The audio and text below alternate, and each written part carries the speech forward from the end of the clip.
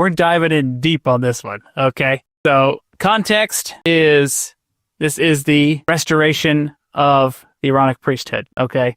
So they were translating the Book of Mormon. I think they were in 3rd Nephi, if I'm not mistaken, where the Lord's teaching the proper method of baptism. Yes, is that where they were? Is that what drove the question by Oliver? That may be right. I'll double check that while you're... Yeah, I think that's kind of the context. And they were like, well, like, how are we supposed to baptize if we don't have authority? And so they were like, let's go pray about it. And wouldn't you know it, they got authority. I mean, I think you could argue Joseph Smith already had authority to some degree, right? With the first vision. Like, that seems pretty authoritative.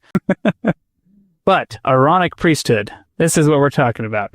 So the messenger appears and says that he is John, the same John known as John the Baptist in the New Testament, that he was there to confer the Aaronic priesthood.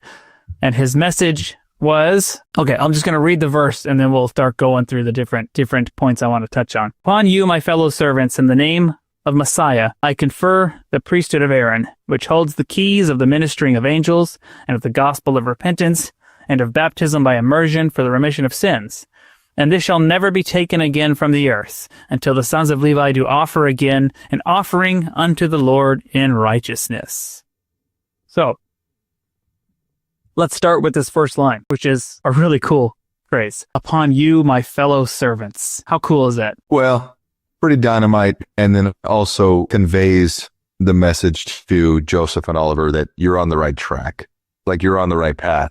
Clearly, if they're in line with where John was or where John is, that's the way to be going. That's the direction you should be heading. So it kind of, it's a very reassuring phrase, actually, that John uses to kind of give them a little bit of pep talk. Like, hey, you're right in line with where you should be. You're doing what I'm doing. And that's kind of comforting for these two. Yeah. I mean, it's have an angel appear and essentially recognize you as an equal, like as appear. And appear. Like, that's a pretty amazing thing to behold and to ponder, like to receive. So upon you, my fellow servants, in the name of the Messiah, I confer the priesthood of Aaron. So,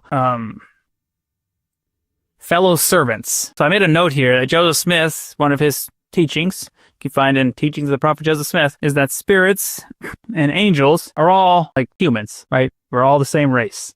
Okay. So you have spirits, like humans, children of God without bodies, and you have angels, meaning resurrected humans, children of God. So regardless, man, having some coughs today. Regardless of the state, like of our progression, meaning spirit, mortal, resurrected, right?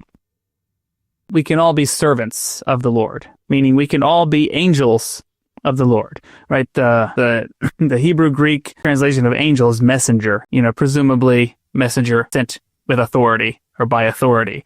So John the Baptist saying, I'm giving you the priesthood of Aaron, making you priesthood servants, fellow servants in the priesthood. Like, this is significant. And like this is in line with Joseph Smith's teachings, because that teaching that when you realize that spirits and angels are just different phases of progression of children of God, of man, right? That really blurs the line between heaven and earth. Thank you for watching. If you found this content spiritually enlightening, please like, comment, and subscribe. Like the gospel, these little things make all the difference, and it helps the algorithm push out better content for everyone to enjoy on YouTube.